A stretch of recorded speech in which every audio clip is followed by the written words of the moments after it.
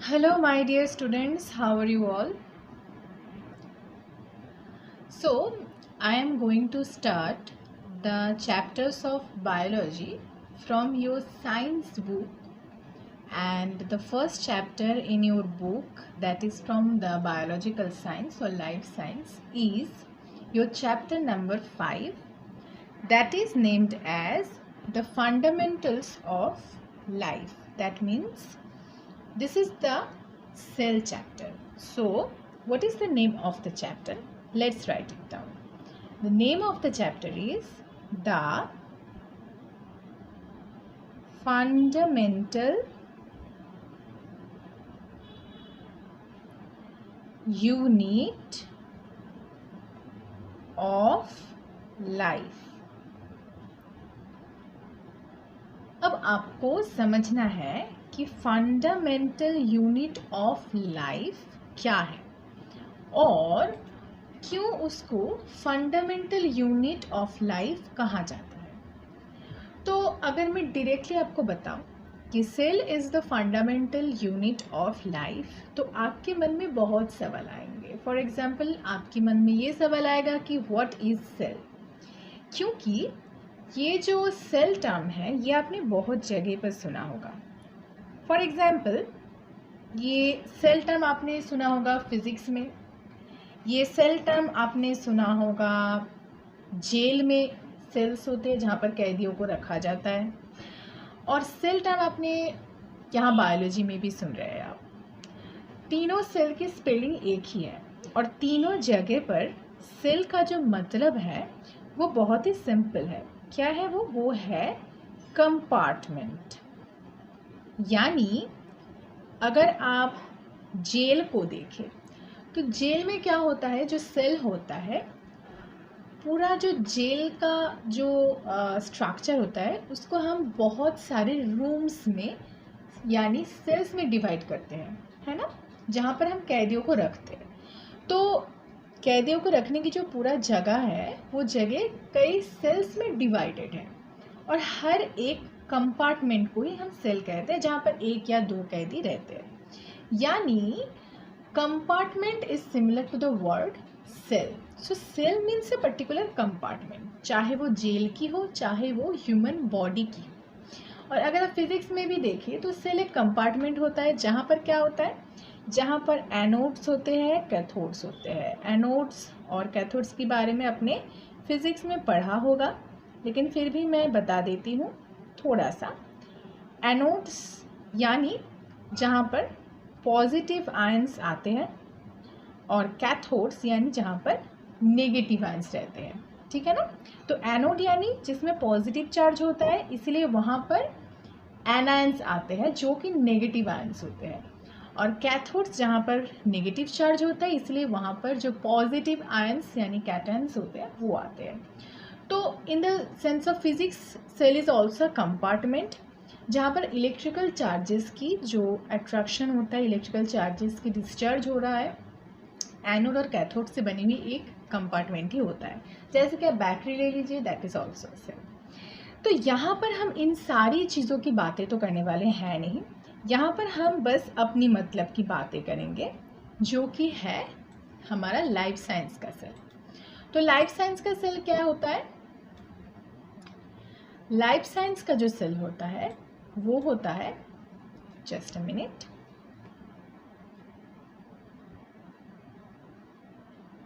Okay, सो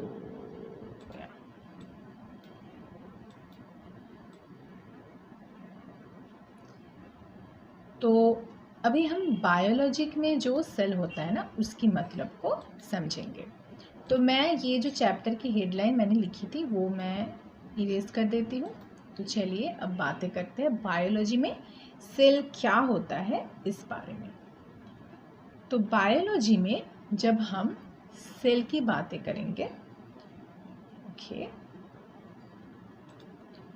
तो biology में cell क्या होता है? मैंने बोला कि सेल मीन्स कंपार्टमेंट। तो बायोलॉजिकल एंटिटी कौन है? हम हैं, क्योंकि हम एक ऑर्गेनिज्म है, we are a living organism. तो बायोलॉजिकल एंटिटी का मतलब होता है जो भी लिविंग ऑर्गेनिज्म होता है, चाहे वो कोई एनिमल हो, टाइगर, लायन या फिर छोटे से छोटे कोई इंसेक्ट हो। तो हर एक बायोलॉजिकल एंटिटी की जो बॉडी होती है वो बैक्टीरिया से शुरू होके ह्यूमंस तक जो सारे ऑर्गेनिजम्स होते हैं, यानी माइन्यूट माइक्रो ऑर्गेनिजम्स जो कि नेकेड आई से अनविजिबल है, उससे शुरू करके जो कि सबसे हाईएस्ट सुपीरियर कम्प्लेक्स बॉडी वाले ऑर्गेनिज्म यानी ह्यूमंस हम हैं, सबके बॉडी में ये कंपार्टमेंटलाइजेशन होता है, यानी कंपार्टमेंट्स होते हैं। अब जो लोअर क्लास ऑर्गेनिजम्स होते हैं उनके बॉडी में कम कंपार्टमेंट्स होंगे। जैसे कि आप मान लो कि जो लोअर क्लास पीपल होते हैं हमारी सोसाइटी के, जो थोड़ा फाइनेंशियली अनस्टेबल होते हैं या फिर पुअर होते हैं, उनके घर में एक या दो ही कमरा होता है बस। और जो बहुत यानी अमीर लोग होते हैं उनके घर में मतलब बंगलोज होते हैं उनके, वहाँ पर 10 से 12 कमरा तो हो ही जाता है। तो यानी इस हिसाब से ही ऑर्गेनिजम्स की बॉडी में भी जो लोअर क्लास छोटे मोटे ऑर्गेनिजम्स होते हैं उनकी बॉडी में हम एक या दो या ऐसे ही सेल्स देखते हैं, ऐसे कंपार्टमेंट्स मिलते हैं। लेकिन हमारी बॉडी में लाखों कंपार्टमेंट्स हैं, billions of compartments, billions of cells are there in our body. तो बॉडी कुछ कंपार्टमेंट्स में डिवाइडेड होते हैं और उस कंपार्टमेंट्स को ही हम कहते हैं सेल। अब ये जो कंपार्टमेंट्स होते हैं ये आइडेंटिकल होते हैं या नहीं? अब ये अप्रॉक्सीमेटली आइडेंटिकल होते हैं, यानी जो बेसिक स्ट्रक्चर होता है वो सेल्स की, चाहे हमारी बॉडी के हर कोई जो सेल्स होते हैं ना, उन सेल के जो बेसिक कंपोनेंट्स होते हैं वो सेम होते हैं। जैसे कि आप अपनी घर पे सोचो कि आपके घर में सपोज 3 कमरे हैं, तो हर एक कमरा ईंटों से ही बनाई हुई है। हर एक फ्लोर्स पे आपकी मतलब अगर आपकी टाइल्स है आपके घर में, तो तीनों कमरे में ही टाइल्स होंगे, लेकिन वो टाइल्स के डिज़ाइन अलग होंगे, लेकिन मेन कंपोनेंट तो टाइल्स ही रहेगा। जैसे कि दीवार हर कमरे में होगा लेकिन दीवार का रंग अलग होगा।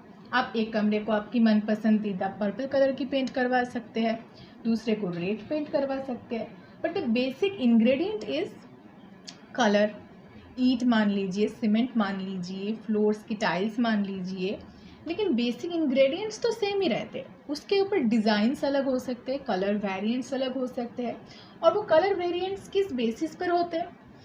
जैसे कि अगर आप एक रूम स्टडी के लिए बना रहे हो तो वहाँ की जो एटमॉस्फेयर है ना, तो स्टडी रूम की एटमॉस्फेयर कैसी होनी चाहिए? थोड़ा वाइब्रेंट होनी चाहिए, यानी जहाँ पर आपकी मन लगे स्टडी में, ऐसी यानी आप कंसंट्रेटेड रह सकते हो, ऐसा कोई कलर आप दीवार पे चुनोगे। और अगर आप बेडरूम के लिए कलर चूज़ करे हो तो थोड़ा पीसफुल, थोड़ा जो आपकी दृष्टि को जो काम डाउन करे, ब्लूइश हो सकता है, कोई डार्क शेड हो सकता है। बहुत ज़्यादा उटपटांग रंग हम अक्सर बेडरूम्स पर यूज़ नहीं करते। तो depending upon the functionality of the rooms we choose what colors are there to be painted on the walls, what designs of tiles are to be there crafted। तो इसी हिसाब से ना हमारी बॉडी के जो सेल्स हैं उनके बेसिक इंग्रेडिएंट्स तो सेम ही रहते हैं, लेकिन वो सेल की शेप्स, सेल की साइजेस, छोटी मोटी सेल की वैरायटीज़ तो मिलते रहते हैं। किसके ऊपर बेस करके? वो हमारी ब्रेन की सेल है या नहीं, वो हमारी नर्व सेल्स है या ब्लड सेल्स है। अगर नर्व सेल्स होंगे तो नर्व सेल के फंक्शन अलग होंगे, अगर वो ब्लड का सेल होगा तो ब्लड का सेल का फंक्शन अलग होगा। तो depending upon the functions and depending upon the locations, our body cells have different sizes and shapes but their basic ingredients are the same। तो हम अभी आप लोगों को पढ़ाएंगे कि बेसिक जो स्ट्रक्चर होता है, बेसिक जो कंपोनेंट्स होता है सेल्स की, वो क्या क्या होते हैं। तो आज पहला क्लास है, पहला क्लास में हम सिर्फ छोटी मोटी इंट्रोडक्टरी बातें ही करेंगे और एक कंपार्टमेंट को हम मतलब एक कंपोनेंट को हम थोड़ा सा समझने की कोशिश करेंगे। तो चलिए बढ़ते हैं अपनी छोटी मोटी कुछ टर्म्स के ऊपर। अब देखिए पहला जो कंपोनेंट हम पढ़ेंगे वो कंपोनेंट क्या है? वो कंपोनेंट है सेल मेम्ब्रेन। क्या है वो कंपोनेंट? वो कंपोनेंट है सेल मेम्ब्रेन।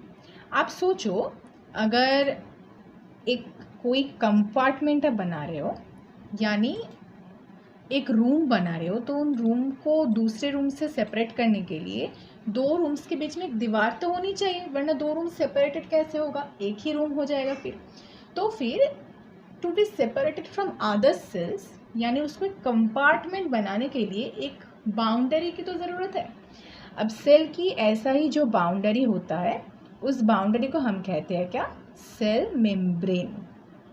ये जो सेल मेम्ब्रेन होता है ना, ये छोटी सी छोटी हर एक ऑर्गेनिज्म की सेल में प्रेजेंट होगा ही होगा।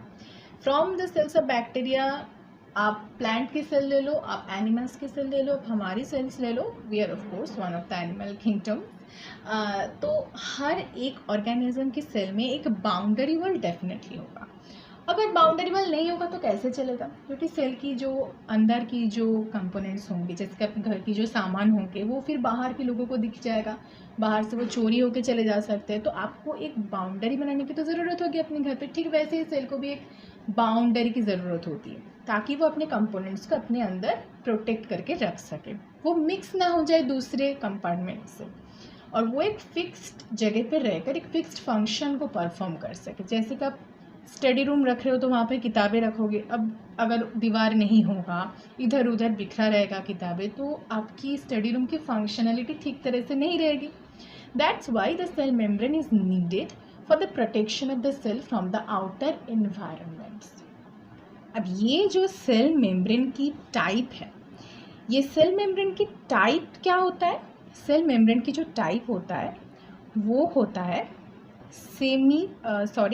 Selectively permeable.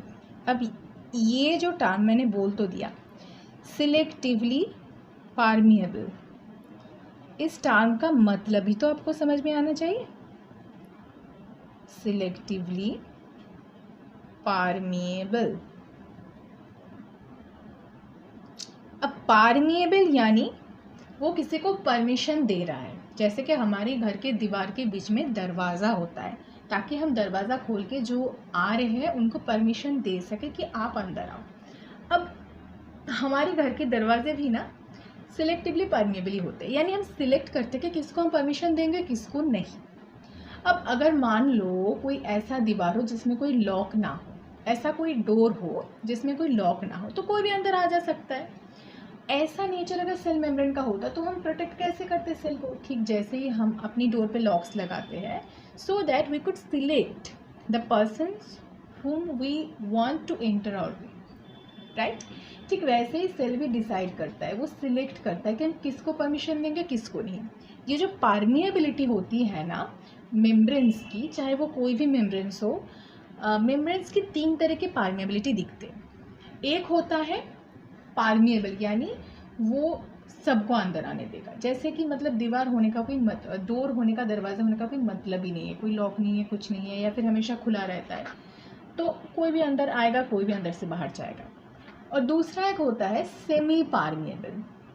वो सेमी परमिएबल मेम्ब्रेन का क्या नेचर होता है, सेमी परमिएबल मेम्ब्रेन का नेचर होता है कि वो सिर्फ जो सॉल्वेंट्स होगा ना, लिक्विड, उसको अंदर आने देगा, सॉल्यूट्स को नहीं देगा। अब जो ये सिलेक्टिवली परमिएबल है, ये क्या करता है, ये सॉल्वेंट्स को तो अंदर आने देता है, लेकिन सॉल्यूट्स में से कुछ सॉल्यूट्स के अंदर आने के लिए वो सिलेक्ट करता है कि मैं इस सॉल्यूट को अंदर आने दूंगी, इस सॉल्यूट को अंदर आने नहीं दूंगी। यानी हमारे रूम के दरवाजे की तरह, जैसे कि हवा को तो हम नहीं रोक सकते, वो सॉल्वेंट की तरह है, मान लो हवा तो अंदर आएगा दरवाजे खोलते हुए, लेकिन जो इंसान बाहर खड़ा है हम उसको चूज़ कर सकते हैं if you want him to enter our room और नॉट। ठीक वैसा ही नेचर होता है अपनी सेल मेम्ब्रेन की, सिलेक्टिवली परमिएबल मेम्ब्रेन। और इसकी कंपोनेंट क्या होता है, सेल मेम्ब्रेन की कंपोनेंट होता है प्रोटीन और लिपिड। मैं शॉर्ट लिख रही हूँ, अब ये प्रोटीन और लिपिड किस अरेंजमेंट में होते हैं वो मैं आने वाले क्लासेस में डिस्कस करूँगी। फिलहाल छोटी सी वीडियो इंट्रोडक्टरी रहते हैं। तो प्रोटीन्स और लिपिड्स ये पाए जाते हैं हमारी सेल मेम्ब्रेन्स में, हमारी नहीं, सारे ऑर्गेनिजम्स की सेल मेम्ब्रेन्स में ही प्रोटीन लिपिड रहता है। अब प्रोटीन और लिपिड का प्रोपोर्शन, परसेंटेज, ये थोड़ा बहुत वैरी करेगा, cell to cell, organism to organism, species to species, थोड़ा वैरी तो ये करेगा, लेकिन most of the cells have the composition proteins and lipids. अब प्रोटीन्स और लिपिड्स के अलावा भी थोड़ा कार्बोहाइड्रेट्स में हमें यहाँ पर दिखने को मिलता है, और कुछ कुछ ऑर्गेनिज्म में कुछ स्पेशल कंपोनेंट्स में देखने को मिल जाता है, जो उनको कुछ स्पेशल प्रोटेक्शन के लिए, कुछ स्पेशल स्टेबिलिटीज़, वो कुछ कुछ कुछ ऑर्गेनिजम्स में, लोअर क्लासेस ऑर्गेनिजम्स में, कुछ माइक्रो ऑर्गेनिजम्स में हमें स्टेरॉल मिलता है मेम्ब्रेन्स में, लेकिन वो सारे ऑर्गेनिजम्स की मेम्ब्रेन्स में नहीं मिलता है। तो वो स्टेरॉल उसको कुछ अलग फंक्शन के लिए मदद करता है। So there advantages to the organism. So ऐसे कुछ स्पेसिफिक कुछ कंपोनेंट्स होते हैं हर एक ऑर्गेनिज्म के मेम्ब्रेन्स में, लेकिन जो बेसिक है वो प्रोटीन, लिपिड यही होते हैं। तो आज के लिए बस इतना ही। हम अगले क्लास में सेल मेम्ब्रेन्स की डिटेल पढ़ेंगे। जितना डिटेल आपको चाहिए होगा उतना डिटेल पढ़ेंगे। और इस सेल को किसने पहले डिस्कवर किया था, ये नाम मैं आज आपको बता रही हूँ, लेकिन उसने कैसे डिस्कवर किया था, उसके बाद क्या हुआ था, वो कैसा सेल था, ये हम अगली क्लास में डिस्कवर करेंगे। तो क्या नाम था उनका, चलिए जान लेते हैं। जिन्होंने ये सेल को डिस्कवर किया था उनका नाम था रॉबर्ट हुक। Robert Hooke. अब ये नाम आप अपनी किताब में ढूंढ के मुझे कमेंट सेक्शन में बता सकते हैं कि इन्होंने कौन से ईयर में कौन सा सेल को डिस्कवर किया था, और मैं आपको वो बात डेफिनेटली अपने अपकमिंग क्लासेस में समझा दूँगी। तो अगर आपको मेरी ये वीडियो पसंद आई हो तो ज़रूर मुझे वो कमेंट सेक्शन में बताइएगा, and please comment down if you are interested to continue my classes. Thank you so much. और अगर आपको पसंद आए तो छोटा सा लाइक और सब्सक्राइब बटन दबा दीजिएगा। That will place my heart. Thank you so much. सावधानी से रहिए, पढ़ते रहिए और मज़े में पढ़ते रहिए। Thank you for watching.